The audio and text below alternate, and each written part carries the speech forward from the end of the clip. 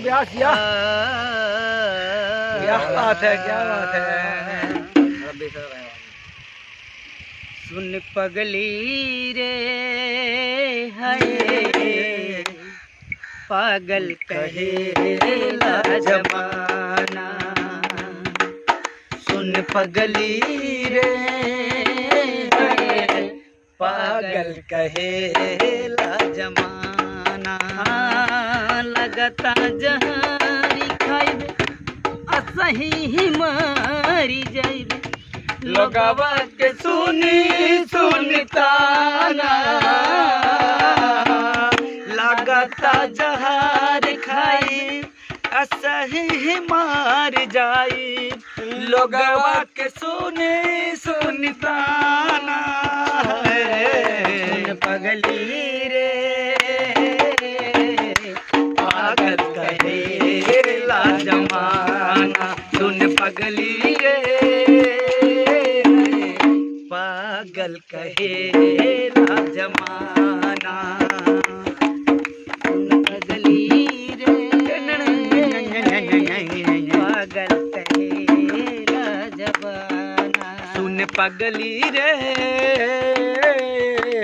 पागल कहेला जमाना। हमनी के प्यारी यारी बचपन के हावे। लोगवन के देखी के दुनिया डरावे। हमनी के प्यार यार बचपन के राहे।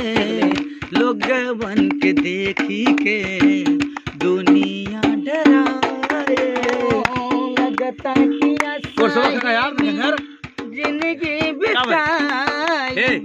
लोगवन के सुनी सुनताना लगाता कि मार जाइए ना जहार खाइए। लोगवा के सुनी सुनताना लगाता कि मार जाइए ना जहार खाइए। लोगवा के सुनी सुनताना।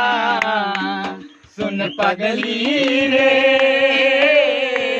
पागल कहेला जमाना।